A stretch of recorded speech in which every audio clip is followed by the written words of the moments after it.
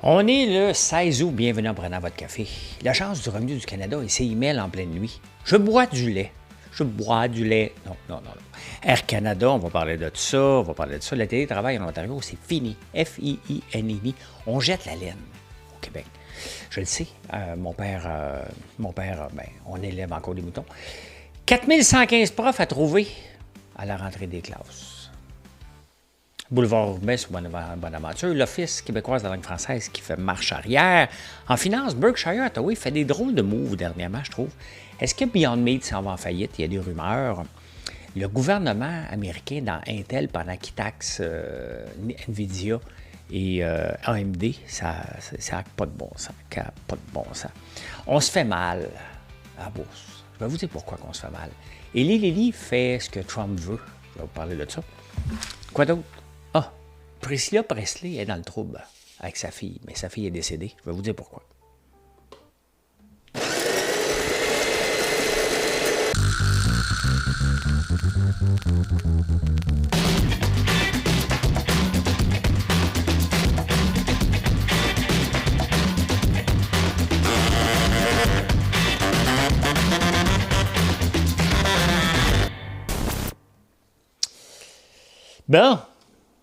Bon samedi. Il va y avoir beaucoup de monde à la ferme aujourd'hui. Venez nous voir. Ben oui, tu es en train d'écouter ça, il est de bonne heure le matin. Tu dis, hey, bébé, on s'en va-tu voir François Lambert? Les tournesols ont commencé à sortir. C'est pas encore le grand spectacle, mais ça avance très bien. Vous savez, si vous ne savez pas, c'est impossible d'acheter de la loterie en ligne, hein, ou vérifier un billet de loterie dans la nuit. Je pense que c'est peut-être possible d'en acheter, mais c'est impossible de vérifier un billet de loterie. Là, ça fait longtemps que je n'ai pas acheté, là, mais je suis dû. Mais l'Agence du revenu du Canada envoie des emails en pleine nuit. Y a-t-il quelque chose de plus stressant dans la vie de te réveiller avec une notification de l'Agence du revenu du Canada? Tu penses que ta vie est finie? Parce que là, ils me disent de faire mes acomptes provisionnels, là, mais à chaque fois, je pense que ma vie est finie quand je reçois un email. Puis en plus de ça, tout est en règle. J'utilise des bons comptables. C'est pas moi qui fais mes affaires. Je veux pas... je veux jamais être dans le trouble, donc... voilà. L'autre affaire, s'il te plaît. Ne revenez pas sur l'épicerie à 75$ constamment, dans tous les statuts, en pensant que vous êtes drôle. Ça date de 2018. Si je bois du lait ultra protéiné, comme j'ai montré jeudi soir, parce qu'il est sans lactose puis il est protéiné, exactement ce que je recherche, ce que je buvais dans le Fairlife, c'est un lait qui coûte cher. Ben oui. Mais ça, c'est pas moi qui fais le prix. Okay? Puis j'ai le droit de m'en acheter. J'ai les moyens de m'en acheter. On ne va pas régler ça en partant, là. Même si je fais attention à mes dépenses en épicerie. Pas pour bien me nourrir puis prendre des protéines. Il y a quelqu'un qui est revenu, Vicky, sur l'épicerie à 75$. Il y en a peut-être d'autres. Ça fait juste déraper le statut. Puis je peux pas, des fois, là, on va me dire qu'on est soupe au lait. C'est parce qu'à un moment donné, je parle de lait, je parle de protéines, de bien-être et d'un produit québécois. Moi, je ne suis pas payé par Natrel, là, pour faire une pub.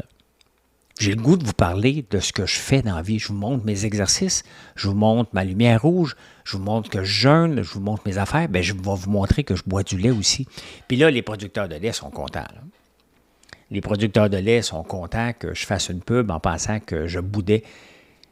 Je suis intolérant au lactose. Donc, je ne peux pas prendre du lait sans prendre des pilules. Là, je peux en prendre. Je fais attention à mon apport protéiné. Là, ça m'en donne. Donc, je l'ai acheté de Fairlife en 2014, ce lait-là. Je trouve que l'industrie a pris du temps à se moderniser. Mais là, puis si j'ai le choix d'encourager Québécois, je vais encourager Québécois. Là, les producteurs, moi honnêtement, là, je vais vous dire, là, je m'en fous bien raide de la gestion de l'offre. En réalité, je m'en fous, ça ne change pas ma vie, pantoute. Mais j'aimerais ça, justement, qu'on exporte notre lait. Et c'est pour ça que je suis sévère avec les gens. Je les aime, les producteurs laitiers. Là. Voyons donc, là. Je n'ai absolument rien contre, mais ils n'ont pas la partie marketing à faire. Ce que moi et d'autres entrepreneurs doivent faire. Tant mieux si on fait une mise en marché collective. Là. Tant mieux. C'est pas tout le monde qui est bon dans le marketing, puis il y en a qui sont très bons pour produire 100% pour ça. Mais Colin, que j'aimerais ça qu'on l'exporte notre lait davantage. J'aimerais ça qu'on devienne un leader. C'est pour ça que je suis sévère. La même chose, je suis sévère avec mes enfants. Là. Je veux qu'ils deviennent des bons garçons qui réussissent leur vie. Fait que je suis sévère un peu. Pas trop, là. On a une belle relation, mais je le suis un peu, là. Tu sais, regardez, pour faire les statuts, maintenir la page Facebook active, faire le YouTube, le mettre sur toutes les plateformes, ça prend de la discipline. Puis Mathieu me disait cette semaine, comment tu fais? Tu fais ça depuis 2012, presque sans arrêt. La discipline. Mon cerveau travaille full pin pour faire connaître les produits, partager mes opinions. Donc, mais c'est un travail ardu d'être influenceur comme ça, là. Mais ça ne me coûte rien de pub. Qu'est-ce qui est mieux? Hein? Voilà. Bien, Air Canada annule des vols. J'ai hâte de voir ce qui va se passer après. Les agents de bord trouvent qu'ils en ont pas assez. Dites-moi là dans les commentaires. Vous autres, vous en pensez quoi? Si ça vous tente de partager, là, en même temps de vous abonner puis d'allumer la notification. Pensez-vous qu'un agent de bord, après l'augmentation, il va avoir une augmentation de 38 je ne sais pas combien d'années, 4 ans probablement, va gagner 87 000 par année. 20 des agents de bord vont gagner plus que 90 000 par année. Est-ce que vous pensez que c'est déraisonnable de la part d'Air Canada d'offrir un salaire comme ça? Là, fâchez-vous pas, là. OK? Vous êtes formés pour des cas extrêmes, on le sait, là, mais fâchez-vous pas, là. Je les aime, les agents de bord. Je ne veux pas avoir un char de marde, là. Mais, OK, on s'est entendu que c'est un serveur, une serveuse. Dans la plupart du temps, là. Non, mais fâchez-vous pas, là. Pas un chirurgien, pas une chirurgienne, là. Il n'y a pas de grande décision à prendre. C'est bien payé. Mais je ne veux pas vous fâcher, là. Même les gens là, qui ont de la famille, là, fâchez-vous pas, là. Mais regardez la complexité du travail. C'est bien payé. Dans un contexte où Air Canada perd des revenus de façon magistrale, je n'ai pas l'autre mot, là, à cause des voyages vers les États-Unis, le boycott non officiel des États-Unis qu'on fait, c'est pas le moment de faire une grève. Parce qu'ils vont perdre des parts de marché. Puis Air Canada qui s'en venait profitable maintenant, moi je trouve que c'est pas fort. C'est pas fort. Hey, coudonc, tabarnouche, payez-vous cash, vous autres? Le Canada est un des pays où on se promène avec le plus de cash. On se promène en moyenne avec 156 piastres de cash dans nos poches. Regardez mon portefeuille tantôt, moi j'ai 20 piastres ou des fois, la plupart du temps, j'ai rien. Moi, je me promène avec mon téléphone. Je ne peux pas payer avec mon téléphone, mais tu n'auras pas mon argent. J'en veux pas de cash, moi. Qu'est-ce que vous faites avec autant d'argent dans vos poches? Quand même, hein? Tu sais, tu regardes les autres provinces, comme Daniel Smith qui dit, regarde, le Québec, c'est un État de BS, puis ils ont du pétrole, puis ils ne veulent pas l'exploiter, fait qu'on va leur enlever de la péréquation. Elle ne peut pas le faire, là. Mais elle voudrait que le pétrole soit déduit de la péréquation, le pétrole qu'on ne veut pas extraire. Pourquoi qu'on n'aime pas François Legault en ce moment? C'est parce qu'il ne se passe rien. Il n'y a pas de dynamisme. C'est qui les deux leaders premiers ministres du Canada? Daniel Smith, Doug Ford. Ce sont eux qui dominent le Canada en prenant des décisions. Doug Ford a dit, regarde, c'est terminé le télétravail à partir du 5 janvier. À partir d'octobre, 4 jours par semaine, en janvier, 100% en télétravail. Pourquoi? Parce que la productivité n'est pas là. Le télétravail n'est pas pour tout le monde. Faire de la programmation à la maison, ça va. Mais la plupart des autres jobs, il y a bien des jobs de bureau, que la productivité n'est pas là. Donc, si on n'a pas de productivité, on ramène tout le monde à la maison, là. On a essayé quelque chose, on a essayé un mode de vie, ça n'a pas marché. Voyez-vous le gouvernement provincial faire ça, François Legault? Il va se faire lancer des tomates. Il va dire non. L'acceptabilité sociale n'est pas là. Toujours le mot. On est l'État. On veut s'appeler l'État. On veut se séparer. On va s'appeler l'État, la province là, du Québec, là, avec la pire productivité au Québec. Ça prend un coup de barre. Ça prend quelqu'un qui assomme. François Legault n'est pas cette personne-là. Paul Saint-Pierre Plamondon ne l'est pas. Pablo Rodriguez, je ne le sais pas. On est mal équipé, là. On est mal équipé. Sortez-moi pas Éric Duhem, là. Éric Duhem, le programme du parti a bien de l'allure. Il n'est juste pas la bonne personne, là. C'est un animateur de radio qui fait de la polémique. Il ne faut jamais l'oublier. Là. À l'industrie du canola, j'en reparle encore parce que là, on en parle à tous les jours parce que les tarifs sont là, sont vrais. Là. C'est 43 000 agriculteurs au Canada. Beaucoup en Saskatchewan, pas en Alberta. Là. 43 000. On parle d'un impact sur le PIB de 44 milliards. Si on compare avec l'industrie du sirop d'érable, qui est à peu près 1 milliard ici, là, vous voyez la grosseur. Je me trompe peut-être pour l'industrie du sirop d'érable, c'est peut-être plus, mettons 2. Ce n'est pas 44 milliards en tout cas. Vous pouvez voir la grosseur du canola, de l'impact du canola. Et Mark Cartney, qu'est-ce qu'il va faire? Bien, il va aider. Je l'avais marqué plus loin. Hein? Ah, il va aider. Mark Cartney va aider. Donc, Mark Cartney, les libéraux sous Justin Trudeau, mettent des tarifs de 100% sur les autos électriques. On se fait taxer le canola. Et là, au lieu d'enlever les tarifs parce qu'on s'en balance, il n'y en a pas d'auto ici. Ça serait simple. Tu enlèves les tarifs, tu dis, regarde, on fait notre part. Ils vont peut-être essayer d'en rentrer, puis c'est bien parfait. On va payer les autos moins cher. Fait que là, on va aider l'industrie. Comment qu'on va aider l'industrie? Combien de milliards qu'on va mettre à une industrie qui pourrait s'aider tout seul en enlevant des tarifs?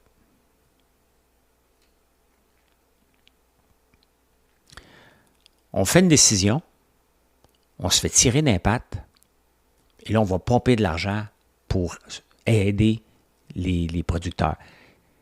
Enlevons ça, puis réalisons en même temps, parce qu'on vient d'avoir une tape sur la gueule, puis on voit qu'on dépend de la Chine, donc c'est un problème.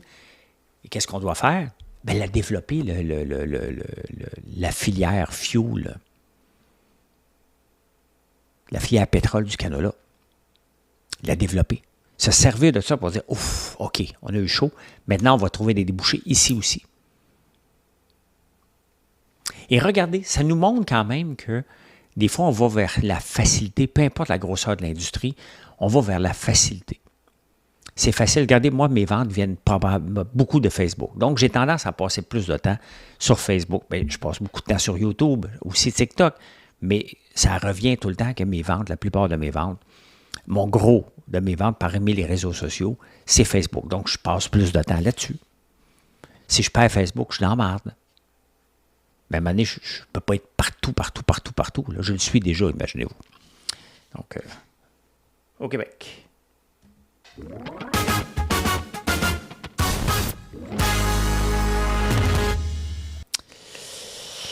Il reste 4115 profs à trouver. Et ça, là, c'est pathétique. On est le 16 août. On cherche encore des profs. Dans la dernière négociation collective, on se disait, on va commencer à chercher des profs au mois de juin. Et l'association ne voulait pas ça. Pourquoi? J'ai jamais rien compris là-dessus. Fait qu'on a négocié, au lieu du 27 août qu'on cherche des profs, on commence le 15 août. Sincèrement, en faire de planification, là, l'école commence la semaine prochaine dans beaucoup d'écoles. Il manque de profs. Donc, on va trouver un prof à la dernière minute, puis on va dire, t'enseignes la 6e année, t'enseignes la géographie, t'enseignes l'anglais. Well, I don't speak English. Tu peux lire? Go. C'est pas comme ça qu'on va attirer, qu'on va intéresser les élèves. On met des gens à la dernière minute qui viennent chercher un job. Ça prend de la planification. La planification, c'est à long terme. Moi, je suis déjà en train de planifier toute la plupart de mes produits pour le temps des fêtes. Je suis déjà en train de planifier la production en poussant dans le dos de ma soeur pour dire « fais du sucre, fais du sucre, fais du sucre ». Et on est en train d'augmenter aussi notre capacité de vinaigre balsamique, de sirop d'érable infusé au bourbon. On le sait ce qui va sortir. Le chocolat, on le prépare à la dernière minute, donc il faut mettre nos ressources vers le chocolat au mois de décembre. Et essayer de ne pas trop embaucher des gens pour maximiser la profitabilité potentielle. Ça se prépare longtemps d'avance. Là, on arrive à la dernière minute, on cherche des profs. Quand même. On va faire un beau boulevard urbain sur Bonaventure, donc en s'en allant vers le pont Champlain à partir de Montréal. Ceux qui passent là, ça a toujours été laid. Hein? Des erreurs d'urbanisme flagrantes. L'autoroute le plus près possible du fleuve. Et là, on va changer ça, un peu comme on a fait la promenade Champlain à Québec. C'est beau, ça va être le fun. mais je me pose encore des questions. C'est 2,5 km. Il y a de l'espace pour tasser la route. On ne parle pas d'expropriation de building, là. C'est des terrains vacants, la plupart des places. On va passer 4 ans et le prix prévu en ce moment, on parle de 300 millions à peu près, sur 4 ans pour faire 2,5 km. Mais semble que c'est long, mais semble que c'est cher.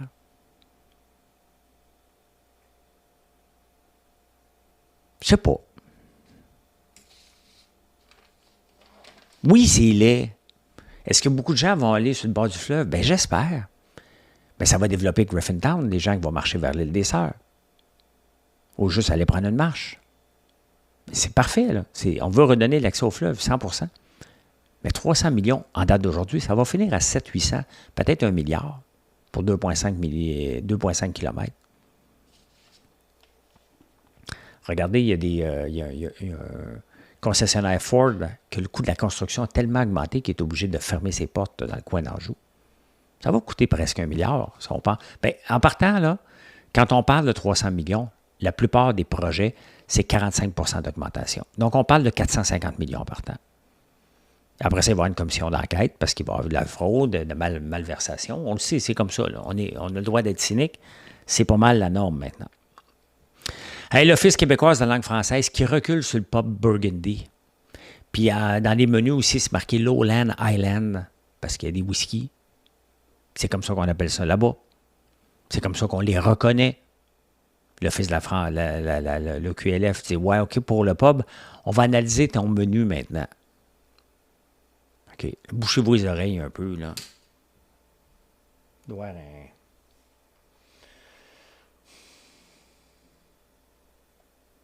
Il faut que j'en trouve un, il faut que j'en ai un. OK, bouchez-vous les oreilles, là. Je dois sacrer. Je sais que vous n'aimez pas ça tout le temps, là. Mais là, je vais le faire. Calisse, ce petit tabarnak. On a-tu rien que ça à faire au Québec de regarder un menu? Puis Sophie Durocher, maintenant, qui cherche une exposure, maintenant qu'elle perd des plumes avec Québécois, et puis elle a plus son émission de Cube, elle dit « Hey, là, les Anglos ne gagneront pas. » C'est pas une question d'Anglo et de francophone.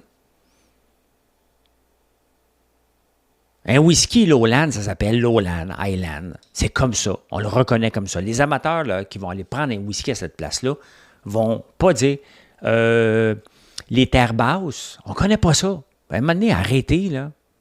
C'est de l'enculage de mouche. Puis le ministre qui est toujours obligé de dire non, ça n'a pas de bon sens, ça n'a pas de bon sens. Dominique, la madame, là, elle a pris où son gros bon sens dans ses études? Ça vous dérange, vous autres, Pub Burgundy? Lion? Non. Dérange pas. C'était là. Aujourd'hui, si tu le fais, regardez donc, allez donc voir toutes les choses de sport, les Total Fitness, puis les Body Fat, puis les patentes qu'on a. Ça pollue tout en anglais. Ça, c'est nouveau, ça. Orange Theory. C'est tout nouveau, là. Le Little Burgundy, ça a toujours existé à Montréal. La laine des moutons, c'est nous qui la tondons. La laine des moutons, c'est nous qui la tondons. Tondons, la laine des moutaines. Ouais, on l'attend pour l'acheter. Moi, je la garde. Je ne sais pas quoi faire avec parce que je veux faire une mini-usine de transformation. Il y en a une dans Beauce qui fait encore la laine, mais on jette la laine des moutons parce que ce n'est pas rentable. On ne sait pas quoi faire avec. C'est pas rentable, donc on la jette. On l'a souvent acheté, nous autres aussi. Ou on l'accumule pendant des années, puis maintenant on l'envoie, là, mais c'est plus de trouble. On paye pour faire tondre nos moutons et on est pogné avec après. On est pogné avec. Donc, c'est triste de voir ça. Ça fait des années, sinon des décennies qu'on essaie de trouver des débouchés, mais il n'y a rien qui se passe. J'espère être un mini-acteur de cette transformation de la laine éventuellement dans les 5 prochaines années, mais il faut qu'on trouve des débouchés pour ça.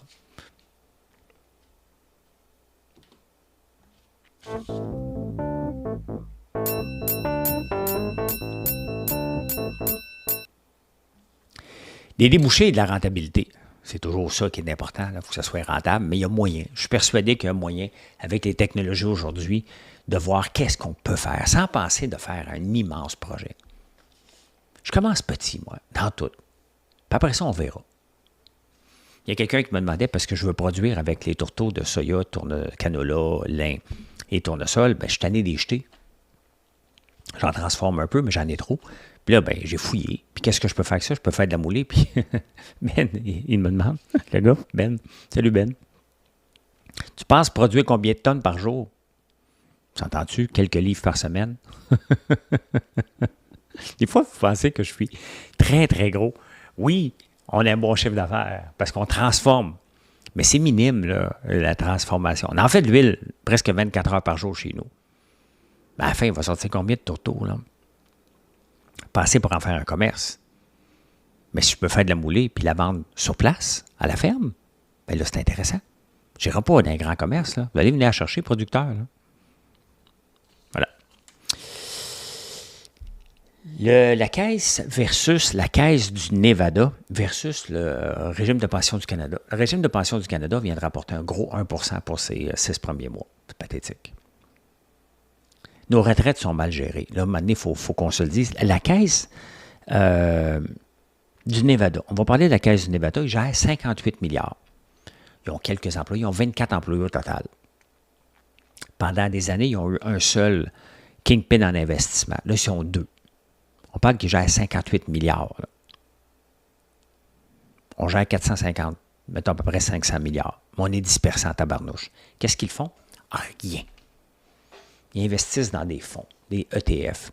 Leur rendement moyen est de 9,4 sur 10 ans. Et le nombre d'employés, le nombre de dollars dépensés par 100 sont à peu près 19. Et nous, on est à peu près à 24 dollars par 100 piastres.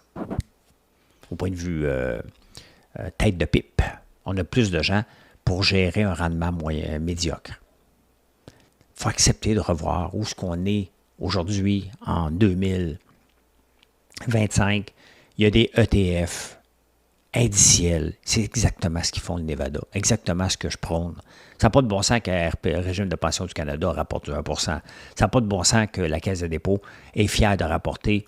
Sur 10 ans, ils ont rapporté du 7,4 %. L'autre a rapporté du 9,4 %. Multipliez ça par des milliards. Vous allez voir que ça fait une maudite grosse différence et on dépense pour rien.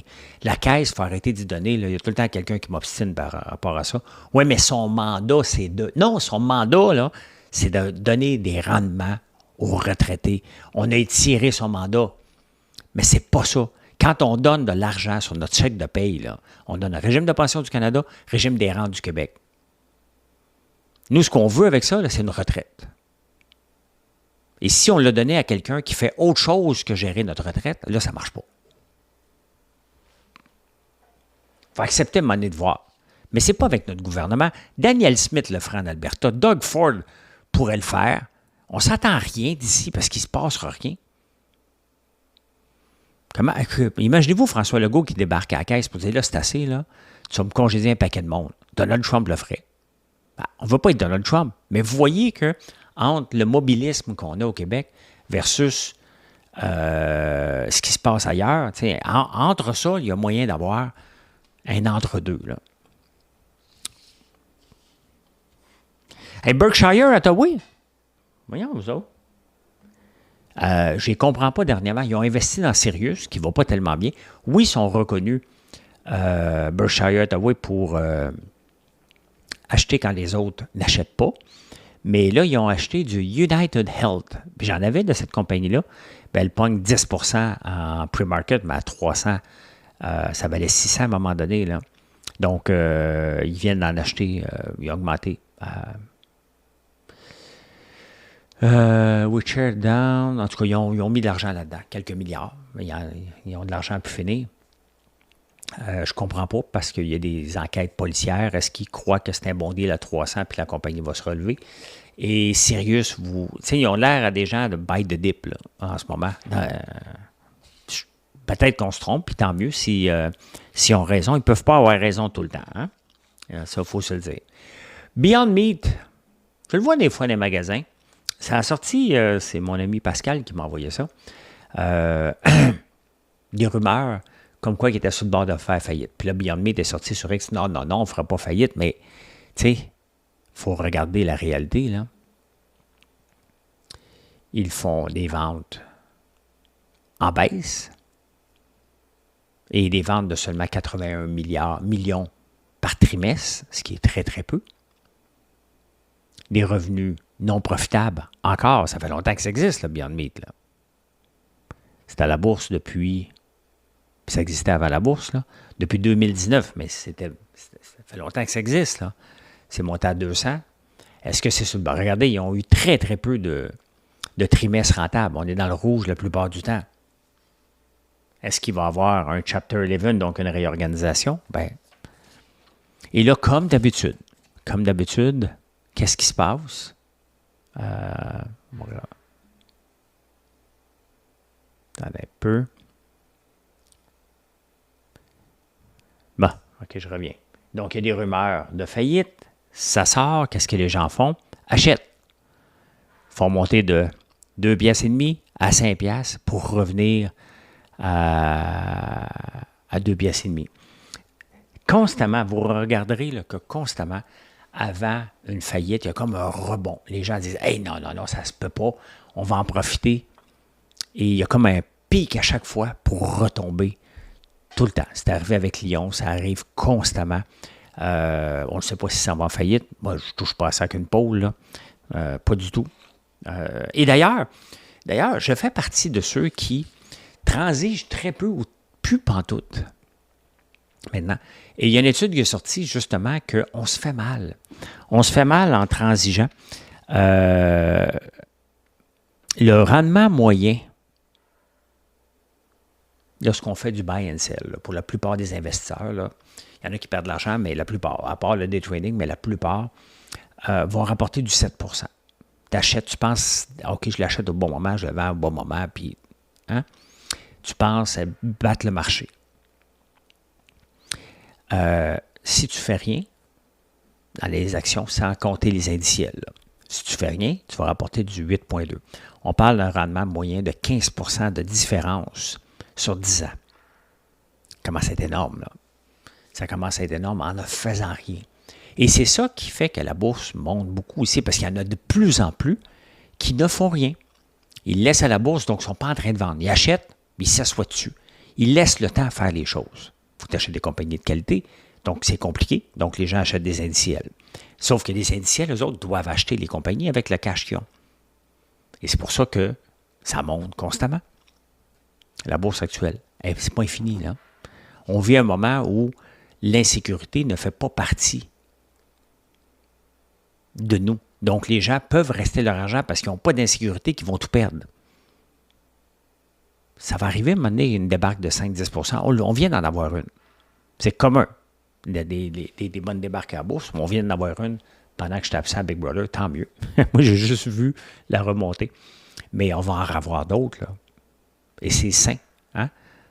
C'est sain. Au moment que j'enregistre ça, je n'ai pas les résultats du discours de Trump et de Poutine, voir qu'est-ce que ça va. Peut-être la bourse va dégringoler au moment que vous voyez ça. Peut-être la bourse a dégringolé solide ou elle a explosé. J'ai enregistré avant parce que c'est comme ça.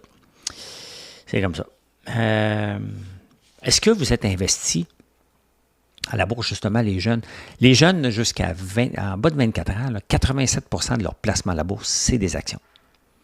Rendu à 60 ans, on est un petit peu plus peureux, on est rendu à 60 %. J'ai 58, je suis encore 100 % d'actions. Je pense que je vais le rester toute ma vie. C'est que j'ai réinvesti mes dividendes. Un jour, je vais juste dire, non, je ne réinvestis pas mes dividendes, je vais avoir mon argent. J'en ai besoin. J'en ressors déjà un peu à chaque mois, là, une partie des dividendes. Ben, je paye ça, ces maudites réparations-là après les maisons, là. Hey, dernièrement, le gouvernement américain, non, Donald Trump, a dit aux manufacturiers de médicaments, écoute bien là, tu vas laisser les prix bas ici, puis tu vas les monter ailleurs, parce que moi, je m'en balance mes raids des autres pays. Mais si tu veux rester compétitif, tu vas être bâton des roues, bien, tu vas monter les prix ailleurs. Qu'est-ce que Eli Lilly a fait avec le Manjaro? au Canada et au UK, entre autres, ils ont monté les prix de 170 %. Trump contrôle les compagnies, mais il fait ce qu'il veut et on en paye le prix. Regardez, il a décidé, là, c'est pour parler, d'investir dans Intel. Regardez l'action d'Intel. Le gouvernement américain, dans la même semaine, met des tarifs, fait un deal avec NVIDIA et AMD, qui sont des compétiteurs d'Intel. Vous allez me donner 15 % de toutes les ventes que vous faites en Chine. Ils acceptent. En même temps, ils disent, moi, je vais investir dans Intel. Hey, c'est de la dictature. On voit ça dans les pays africains, puis on dit que ça n'a pas de bon sens. Pourquoi je dis pays africains? Parce que ça a été reconnu souvent, puis les pays de l'Amérique du Sud, souvent, que de la corruption, du profiter, mettons. Donc, là, on voit ça ici, sous nos yeux, ce genre de manège-là. Je me demande combien il s'enrichit, Trump et son équipe, à faire ces affaires-là. C'est impossible qu'il n'y ait pas des transactions d'initiés derrière ça. C'est impossible. Impossible. Maintenant, comment ils vont le trouver? Ben ça, c'est une autre affaire, là. Ben, voilà. Continue. Insolite.